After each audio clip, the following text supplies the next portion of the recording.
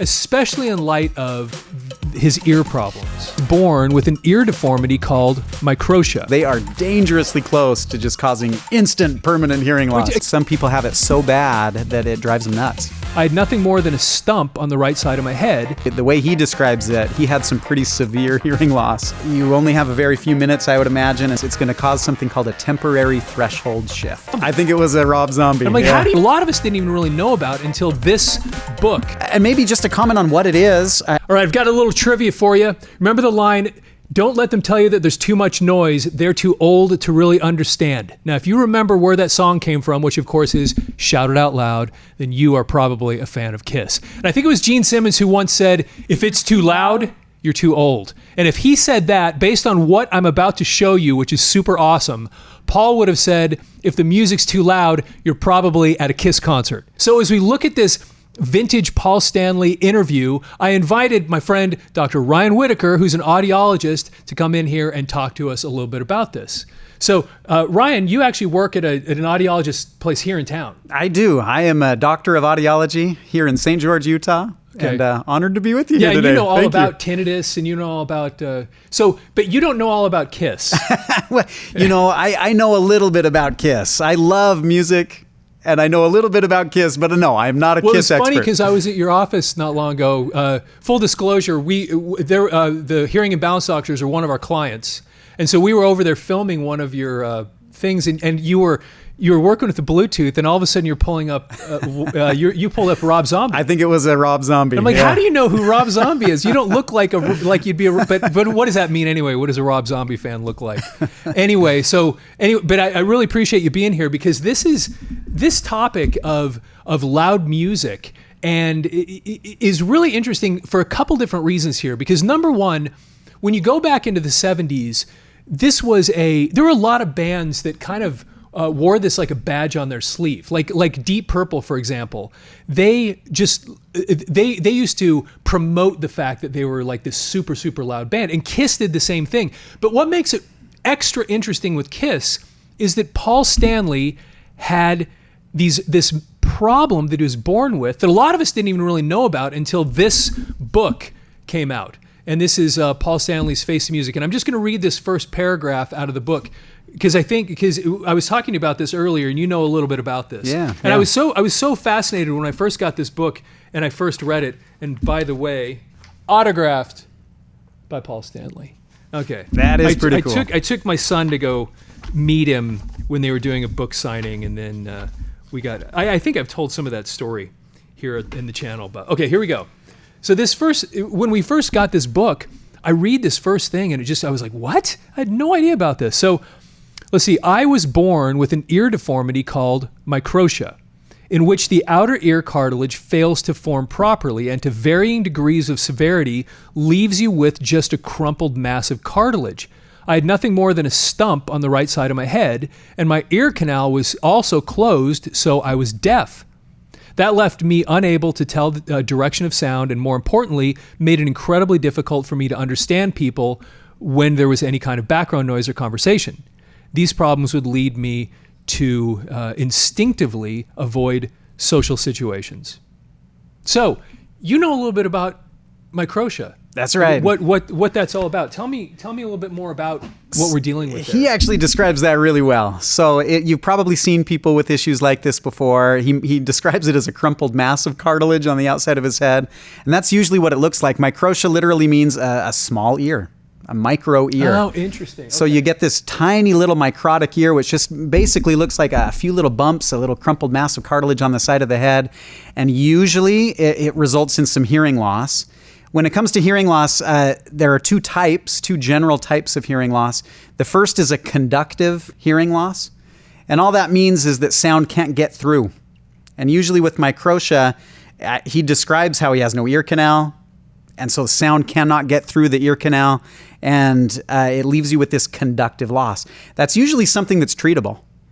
You can usually get some kind of surgical treatment or medical treatment to where you can get the sound to go through. Because there is an ear canal, or not an ear canal, but there is an eardrum. There's an inner ear there. Maybe not even an eardrum, but usually there's an inner ear. So sometimes it's a conductive type problem, but sometimes that microtia is a sign that when the baby was developing in utero, that the inner ear did not develop. So sometimes there's no inner ear. There's no middle ear, there's nothing. So sometimes it can be a sign of complete deafness. So usually if a baby's born with this issue, they definitely need some imaging, some testing done so they can see, is there an inner ear? Are there some surgical things that we can do? But definitely the way he describes it, he had some pretty severe hearing loss as a result of that condition. Okay, which is, again, pretty interesting. First of all, because of the career that he pursued, being a professional musician. But what makes it even more interesting is the main thing I invited you to come here to talk about today, which is this article that talks about the decibel level of these concerts that they would play, and how unbelievably loud this stuff was. As a matter of fact, when I read in this article how many decibels these concerts were, that's like shockingly loud. Yeah. I have no doubt that a Kiss concert was shockingly loud. And I remember, and some of you that are professional musicians will be able to relate to this, because I remember so often I would play a gig and I wouldn't have earplugs in. I somehow knew that instinctively that I should, but I wouldn't. And I remember the end of the night, how I would notice that it was dull. When I really noticed it was I would sometimes put one earplug in because I wanted to be able to hear, and if I had two in, I couldn't hear well, so I'd put one in just to protect one ear. I'd leave the other open, and then the night I'd take this one out, and it was weird because it was almost like if you were to compare it maybe to your eyes, like shining a flashlight into one eye, for an hour and then taking it away. And this one is black and then you can see out of the other one. That's a little bit what it was like. Yeah. It was so weird. That is kind of weird. Yeah. So, when you're around really loud sounds, whether it's music or anything else, it's going to cause something called a temporary threshold shift. So it's causing damage to a part of the inner ear known as the hair cells. And when these hair cells are damaged, it causes this temporary hearing loss. So what you'll feel is that the hearing's really muffled. You'll come away feeling like everything's kind of underwater a little bit or kind of quiet. And I think a lot of people have experienced that. Just, at some point in our lives, we're almost all exposed to some loud noise. That can sometimes also be accompanied with ringing in the ears. And usually those hair cells will recover. That's why it's a temporary shift. And so people think, I'm okay. It was a temporary thing. It was just for, a few hours or a day. But repeated exposure to that type of thing, the cumulative effect on the inner ear is not good. So a professional musician like Paul Stanley, even someone, like yourself, if you're around that too much, it's going to cause some permanent damage eventually. Because I constantly have just all the time. Yeah. Never goes away. Yeah. So tinnitus. You mentioned it earlier. That's what I mentioned, because I noticed it many years ago. Yeah. When it was really, really quiet, I'm like, wow, I'm hearing like a hiss. And then as years have passed, I hear it. Like if I stop for just a second, even with noise around, I can go, I notice it still. Like it's gotten progressively. It's not terrible, but I do notice it if I stop. But you hear it so much, you kind of start to block it out. And the only thing that ever does anything for it is just other noise. Yeah. And then I just don't notice it as much. I'm glad you can block it out. Some people can't. Some people have it so bad that it drives them nuts. I see on average maybe 1 or 2 a year patients that are suicidal over their tinnitus. I mean, it can be that bad.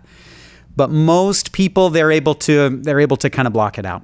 They're able to push it to the side. They're able to continue on like you described and continue to live life and not focus on it.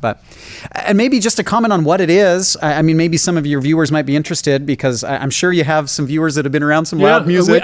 We have a lot of people that watch this channel that were professional, even some that are professional musicians even right now. So and so noise exposure is a real thing, and this tinnitus is a phantom sound. It can almost be considered an auditory hallucination. The brain will invent these phantom sounds when there's a little bit of hearing loss. So you've probably heard of amputees that have a sensation of a missing limb. Okay, you ever heard of this? Yeah. So like an amputee will say, boy, my leg aches today. or my leg itches and there's no leg there. They're an amputee. But the brain will invent those phantom feelings, those phantom sensations to try to take the place of what it's missing. Wow. So in other words, this lack of input, this neurologic input, there's no input coming from that limb to the brain. And so the brain will recognize that and start inventing phantom sensations to try to compensate for it. And with hearing loss, it's not a pain, it's not itching, it's a sound. The brain will invent a phantom sound to try to take the place or try to make up for this lack of hearing. That's a very general explanation, but it's kind of interesting that the brain will do that. Wow. Anyway, yeah. So, and this is a result, I guess, of you've beat your eardrums into submission to the point that that they just no longer work or something. It's these hair cells, these hair cells in the inner ear. They get hit with this noise, and they eventually get to the point where they just don't function quite right. So they're not sending signals up the nerve quite right. Yeah. Okay. And then the brain is not receiving the signal from the ear, and so the brain recognizes, why am I not receiving these signals? Something should be happening. We're going to make some sounds. So it starts getting overexcited, so to speak, and starts inventing these phantom sounds. And you want to know something really weird?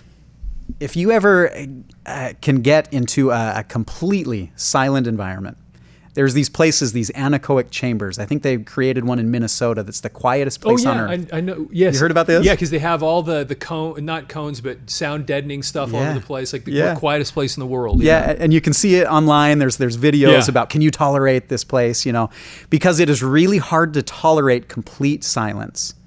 Our ears and our brain are used to receiving some kind of auditory stimulation regularly. And if you're just in a completely silent environment, the brain will start getting really overexcited, and almost anyone will start to have hallucinations, auditory hallucinations. You'll hear voices, you'll hear music, you'll hear weird sounds, and it's just the brain reacting to that complete silence by creating phantom sounds. Wow.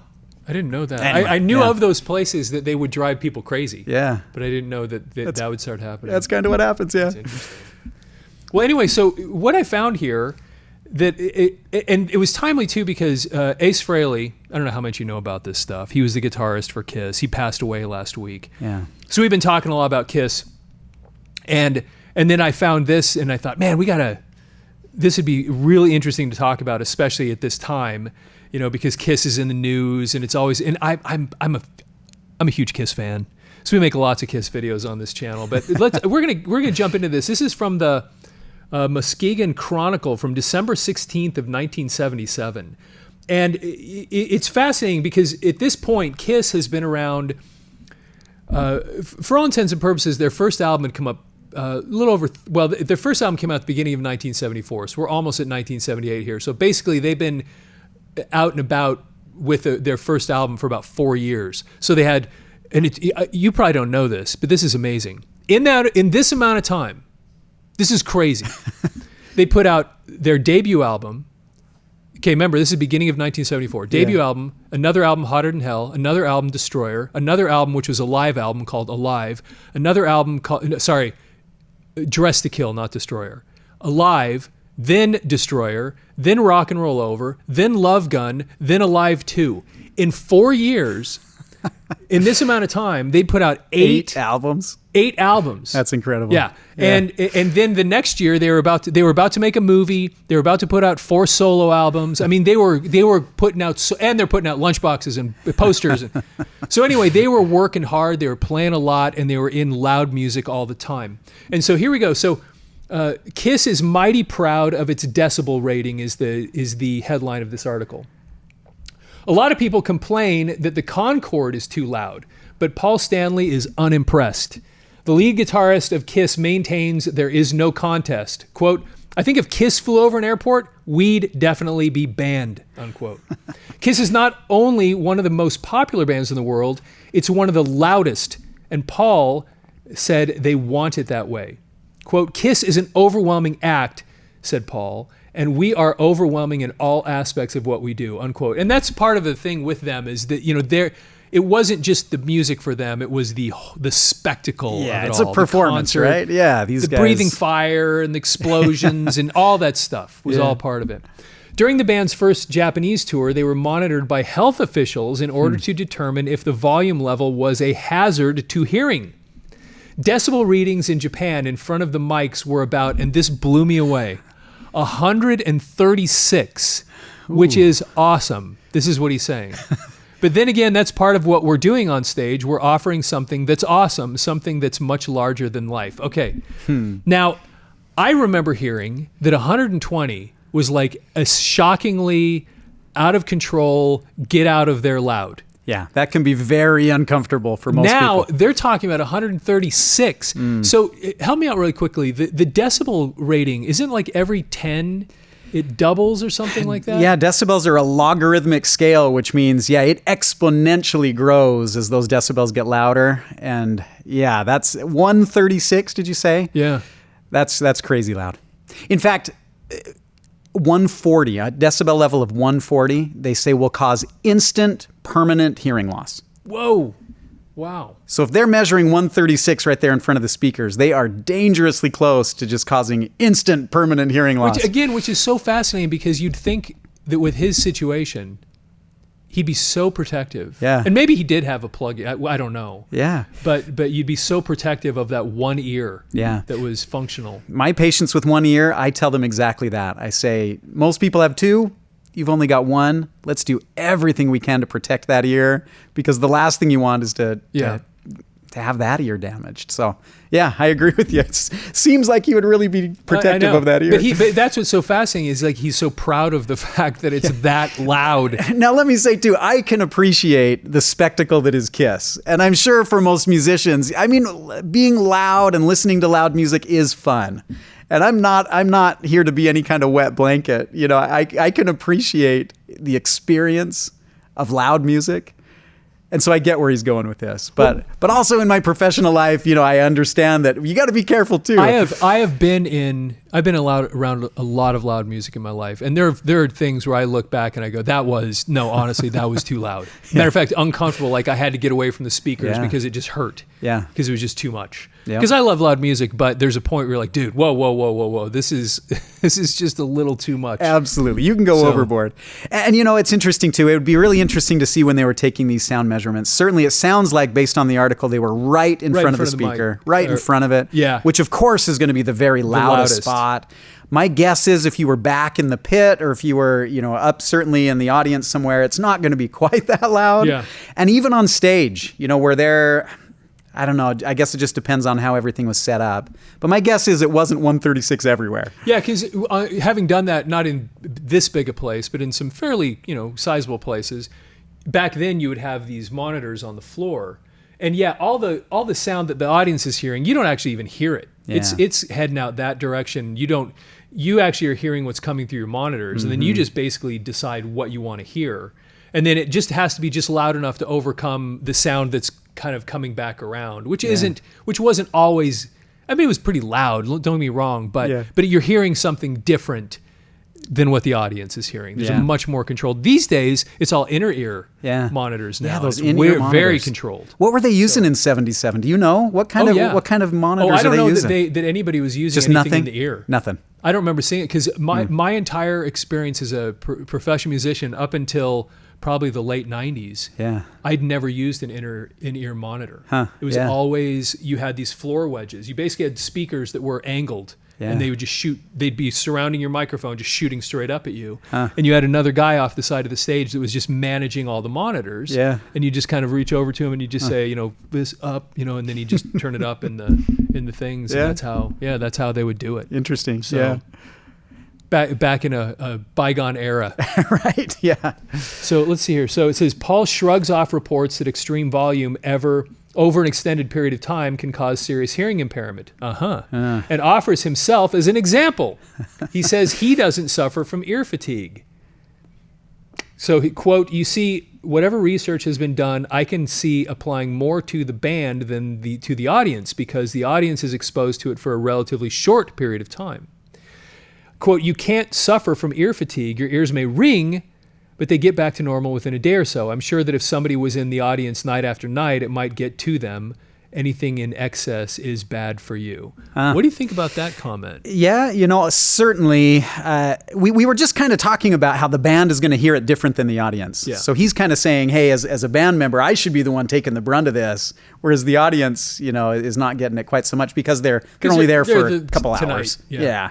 Versus, every single day. And he's got a point. When you're a musician and you're practicing every single day and you're playing every single day, definitely you're going to be exposed to more of that noise than just a casual fan. But at the same time, he's not experiencing 136 decibels nonstop. There's no way. So it all just comes back to how loud and how long. When it comes to noise exposure, there's a formula. If it's you're exposed to it for a long time at a high intensity level, it's going to be a problem. If it's moderately loud for a long period of time, you're okay. So it's all about how loud it is and how long you're exposed to it. If I'm remembering right, I think you can be around 105 decibels for about an hour before it becomes problematic. Oh, interesting. Okay. So when you're at a rock concert and they're going 100 dB, you can be around that for about an hour and you're probably okay. I was just at a football game this last weekend and they had noise levels and things on the sidelines, and the loudest they got it was about 106. And of course, at a ball game, it's intermittent. It comes and goes. Right. There's bursts of cheers that are, only for a minute or two. So you're okay. But when you're at a rock concert, if you're 105 for a sustained period of time, you're okay. But if you're getting 120, you only have a very few minutes, I would imagine. And if you're getting 136, man, I'd be hesitant to be around that for more than a minute. The fact that they measured it that much like I said, when I read this, I was shocked. Yeah. And ear fatigue, we talked about these temporary threshold shifts that, you're going to experience that. And I'm sure he did. Mm-hmm. And I love his comment about how, but it comes right back. And certainly as a young guy, I have no idea how old Paul Stanley was in 1977. Yeah, would have been like 25-ish. Yeah. I mean, he really was a real young dude. We've all been 25 once, right? And we think we're invincible. We think, I can be around this and it does nothing to me. And the problem is that sustained noise exposure, it has the cumulative effect. And so by the time you're in your 40s, your 50s, definitely into your 60s, mm-hmm. you're gonna experience some hearing loss. Yeah, because now, and I don't hear him talk about this these days, but now he's like in his 70s. So it's a totally different world for somebody like that. I agree. Yeah. Wife and kids and responsibilities and all the other stuff. And all of a sudden that stuff starts to matter a little bit more. And you're not invincible. You're no longer 25 saying, hey, I can do this and it has no effect. Exactly. You know what else I think? And I'm sorry to interject here. This Microtia. If he has a conductive hearing loss, and again, I don't know. In his case, I don't know if it was this sensorineural inner ear issue or if it's just this conductive loss. But that actually acts as an earplug. A conductive loss, you can create a conductive loss just by putting a plug in your ear. Wearing earplugs is creating a conductive hearing loss, but it serves as hearing protection. So I also wonder in his case if he had a little bit of built-in hearing protection in one ear that allowed him to tolerate it a little better. So it's possible that the inside of the ear existed. Yeah. But so what he would hear then is just muffled noise. He wouldn't hear... Yes, sometimes with Microtia, the ear canal is basically non-existent. There is no ear canal, but there is an inner ear. So it's like having a permanent earplug in all the time. But sound can get through that. Just like when you're wearing an earplug, sound can still get through. And you just hear it's muffled. It's filtered, sound. It's muffled. But that might have created a little bit of protection for him. Very interesting. Okay, that's interesting. So let's see here, going on. For their most recent tour, the band's onstage setup features a wall of amplifiers 20 feet high on either side of the drum risers. The name of the game is definitely volume, but Kiss is concerned with sound quality as well. Paul claims that Kiss isn't simply one of the louder bands around. They're the unchallenged champs in the decibel derby. We're louder than anybody. Ours is by far the biggest and most exciting show in the world. At home, Paul's tastes are a little more varied, although he listens to hard rock often. It depends on my mood. If I'm in a wild mood, I'll listen to heavy rock and roll, heavy metal stuff, and I listen to high volume. That's the only way, kind of like you listening to Rob Zombie. Because Rob Zombie is not good if it's not loud enough. You got to have it loud, right? It's true. It's not elevator music. Right. You can't turn it down. It just doesn't have the same thing. It has to boom, boom, has to pound. Sometimes you just got to feel it. You got to feel it in your chest. Hey, but I appreciate Paul Stanley's varied appreciation of music. You know, Yeah. that's me He too. I actually love all mentions- types. What is he? He mentioned somebody like Fleetwood Mac here in a second or something. He doesn't listen to Kiss albums at home. There's a lot of people watching this right now that are laughing at that because they hate Kiss. Of course he doesn't, because it's terrible. And says that he isn't particularly interested in listening to any of his contemporaries. Quote, "There's not much current out at the moment that knocks me out," Paul says. "There's very little that I've listened to at this point that really does anything for me. I listen to the Stones, earlier Rolling Stones, earlier Led Zeppelin." Do you know anything about Led Zeppelin? I love Led Zeppelin. Okay. Yeah, especially early Zeppelin. Yeah. Yeah, that's just amazing classic stuff. And in 1977, Zeppelin's still together. Yeah. Here. Yeah. Not for they weren't putting much out at that point, but if I'm in a mellow mood or I'm feeling romantic, I'll listen to something a little lower key. Fleetwood Mac's great. I have extensive collection. They're awesome. Fleetwood Mac's great. Paul's parents were classical music devotees, and Paul says that their love of music was passed on to him. "I grew up on it because that's what my parents were into. They didn't impose it on me. I wanted it. I went to the opera with them. I liked Italian opera at the time because it's romantic, and I am a romantic." That's funny. Has his love for opera influenced his musical endeavors with Kiss? "Oh, sure," Paul says, laughing. "I sing loud." Oh, that's kind of funny, because some of those opera singers have those humongous They're breaking the glass. voices that are that go all over the place. So anyway, that's the end of the article. But I thought it was so interesting listening to this, especially in light of his ear problems. The fact that I do remember hearing when I was a young kid that they were 120 decibels. And I remember that The Who was known for that. Yeah. And then I thought, well, Kiss does the same thing in all these different bands back then. That must be the standard. And then I heard 136 and I thought, holy criminy. And it was a badge of honor, right? I think to some degree it still is. I mean, like we talked about, sometimes you just need the music loud. You need to feel it. But it is true that over time we've learned a lot about protecting our hearing. In that era, in the 70s, the Vietnam era, I see veterans regularly that say it just wasn't a big deal. And you were considered weak if you put in hearing protection. If they gave it to you, you didn't wear it. No kidding. Because you didn't want to look weak in front of the other guys. You wanted to be tough and macho.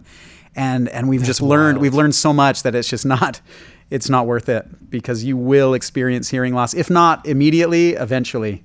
Especially because they're around the explosions and the gunfire. Yeah, I remember the first time my father took me to shoot a gun. We didn't put hearing protection on. We were out in a field somewhere where you could shoot, and he had a .357 Magnum revolver. And I remember holding that thing out, and as soon as I shot it, my right ear went whoo. I went whoa. I mean, it was so loud. It was instant incredible. inner ear damage. Instant. I heard a noise. Yeah. It was crazy. And it was like, Paul, it went away. It was temporary, but you do that every day, and it's going to take its toll. Eventually, it's going to. Absolutely. Wear your ear out. You know what I hear all the time from people? I hear people say, "I bet the rising generation is going to have major issues with hearing loss because of their AirPods, the music that they listen to," and I actually disagree. And the reason is we've learned so much about hearing protection that we take it more seriously as a society now. That when people go shooting, they wear hearing protection. Yeah. They don't try to be macho. Yeah. They don't try to go out and just tough it out. They know that that's a problem, so they put on the hearing protection. We protect ourselves so much better against the really dangerous stuff that I actually think kids are going to be better off. But if they're going to concerts and they're standing in front of a speaker that's 136 decibels, yeah, they're gonna have problems. For sure. That's crazy. Well, anyway, so you guys have a YouTube channel. We'll put a link to their YouTube channel down below. It's Hearing and Balance Doctors. Hearingdoctors.net. .net is the website for your clinic. Right. And they're based here in St. George, Utah. But you have clinics all up and down through Utah. A whole bunch of places. Yeah, southern Utah mostly, and even into Nevada a little bit. Yeah, down in Las Vegas, Henderson. Yeah, that's you right. Got one down there down too. In Henderson. Going up north a little bit. So that's right. Anyway. If you happen to live in the southern Utah area, Nevada area, they have a bunch of different places, and you guys do all the different stuff. Yeah. And I've worked with you enough that I know all kinds of stuff about all the latest hearing technology, just having been at the office and heard you guys talk about it so much. So anyway, so check out their YouTube channel, check out their website. And thank you so much for taking the time Yeah, to be here this has today. been a blast, it was a pleasure Robert. having you. Yeah, So thank you. anyway, hey, don't forget to like the video, follow the channel if you're not already following the channel, and we would love, love, love, love to get your comments down below. If you have experiences like this, what was the loudest concert you ever went to? Did you ever experience that temporary threshold shift? What was that like for you? And now as you're an older person, how has that impacted you? I'd love to get your feedback on that. And with that, have yourself a fantastic day.